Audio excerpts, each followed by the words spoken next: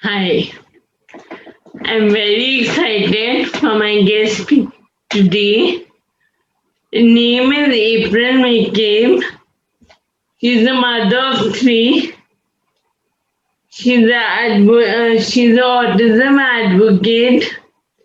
She's a blogger, and she's the founder of the Autism Support Group, which has over 500 parents joining in from all over the world.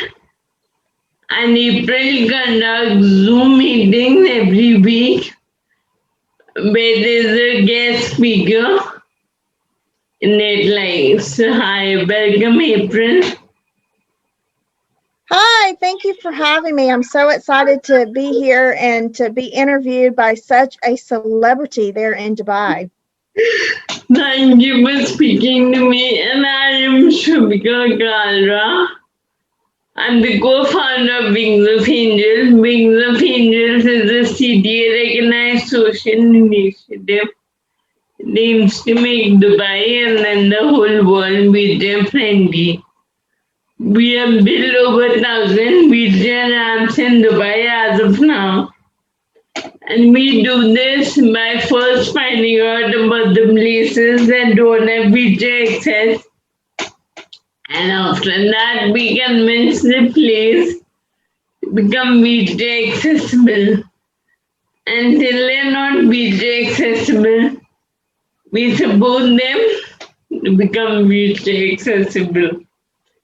So I'll be asking you a few questions, April. I want to know a little bit more about your son, Owen. Yeah? Yeah, Owen is 17 now and he has autism.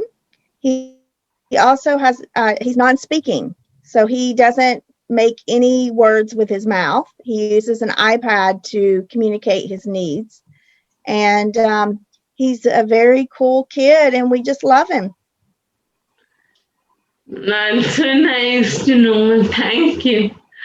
And I would like to ask you, how was it like as a parent to accept that, Owen has autism, and how did you deal with it? I back when he was 2 years old, he wasn't putting two words together. He was speaking then, but he wasn't putting two words together. And so we started searching for answers. And, back then, the internet wasn't as, and autism wasn't as known as it is today. So we found this word autism on the internet. And so I looked autism and saw that he had many of the signs. Diagnosed, and as any parent who has a child that has any kind of additional needs, it's devastating because you have these hopes and your dreams for your child, and at that moment when you hear that diagnosis, it feels like you're helpless. You have this sense of helplessness because you don't know how to help them. But we started right away and started interventions and getting him support. And we've never given up hope, and we're still doing those interventions and that support today. So I think it was devastating at first, but we are still very hopeful for the future. And what changes do you think society can bring as a whole, to deal with people with autism so they feel more accepted?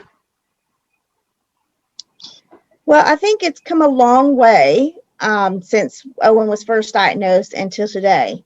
Many people now have heard the word autism, but they don't really know what it is. And that's okay, because sometimes I don't really know what it is either. It's a difference in the way they think, they see, they smell. There's so many different components to it that no child that has autism is like another child that has autism. So it's very challenging for society to understand that. And, I think Dubai does a great job by allowing these children to go to the parks for free. And to other places so that parents are more willing to take their kids out to try new things. Because sometimes as a parent, you don't want to pay to go to an amusement park and be there 5 minutes because your child has a meltdown. So now with the way Dubai has it, it's amazing. You can go to that amusement park for free, try it out. If he likes it, great. And what that's doing for society is putting our kids in society more. So it's normalizing it. So more people are seeing autism, and the more you know, the more you accept it. And I think that's the biggest thing. And the issue with autism is there's no look. You can't see a physical condition with autism. So if you see a child having a meltdown or a tantrum or, just having a hard time in public, then your thoughts automatically go bad parenting. And so I think changing your way at looking at parents that are struggling with their child is the biggest key, is take that judgment off, tone it down a bit and say, maybe there's something else going on with that child. Let me see if I can help. And just smile at the parents and say, you know what? Doing a good job. Keep it up, parent. Because I think that's the hardest part for society was the looks I get when Owen is doing something that's not normal. Or, it's normal for him, but it's not a typical thing. Like now, he's 17, he'll skip through he'll start skipping. And, to see a 6-foot kid do that, it's a little off, you kind of go, whoa, what's going on? It's not something you see day to day. So I think it's just stop having those looks of disgust and start smiling. And then I would say the second thing is, if you're a business owner out there, give the adults that have special needs a chance, because they want to contribute to society just like anybody else does. Give them a chance, give them a job, and let them show you what they can do. Don't assume that they can't, because they will blow your mind. But from my perspective, April, sometimes when I do, things that people don't do usually, like I don't care about what people's opinion is. People are always going to have an opinion. So we just have to ignore it sometimes. Yeah. Yeah, I have learned to ignore, but it still hurts. You do your best to ignore and to not let those looks and those comments get to you, but some days it's hard to ignore those, especially if you're having a hard day. Yeah, that's true. Okay, another question I would like to ask you. Owen has siblings. So, what was their reaction to the whole situation? So Owen is the oldest, and so he has 2 younger siblings. He has 2 older siblings from my husband's previous marriage, so they don't live with us. But his 2 younger siblings, he has a brother that's only a year and a half younger than him, and then a sister that's 2 years younger than that. This is all they've known. So they treat him just like a regular sibling. They call him names sometimes. They tell him to be quiet, not a nice way.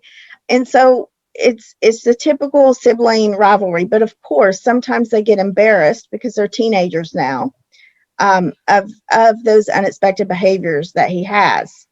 And and they're always having to explain about his condition to other people, and that kind of gets trying as well, because I'm sure they long for that typical sibling conversation as well, because Owen doesn't speak. So I think it's tough, but at the same time, I believe my children have more emotional intelligence than most adults. They're the most caring human beings that I've met, and I'll cry about it, but they're really amazing. And I think the more Owen would feel more happy when everyone around him becomes more acceptable. If people like him more. Sure. And one more thing, Yeah. I would like to know what are Owen's hope for the future? Well, the future is limitless, I have to say. We don't know what's going to happen in the future, and I just keep trying to prepare him, and I'll probably keep preparing him as long as until the day I die. So I think, again, we want him to be contributing to society, because that's what every human wants to do. They want to have a purpose in life. And that's what we're working toward. We're working to give him a purpose in life and to contribute to society, so that he has that sense of purpose. And he loves being around people. So, even though he doesn't communicate in the typical way, he has his own way of communicating, and his own way of making friends. And just like anybody, he wants to be loved and accepted, and contribute to the world. So that's all we can hope for. Really nice speaking to you, April. Thank you so much for speaking to me. And I Thank hope you. Owen all the best for his future. Well, thank you. And I know that you are making this world more accessible for everybody. And that's an amazing. You definitely have your purpose in life, and God bless you. And thank you so much for having me. Thank you so much.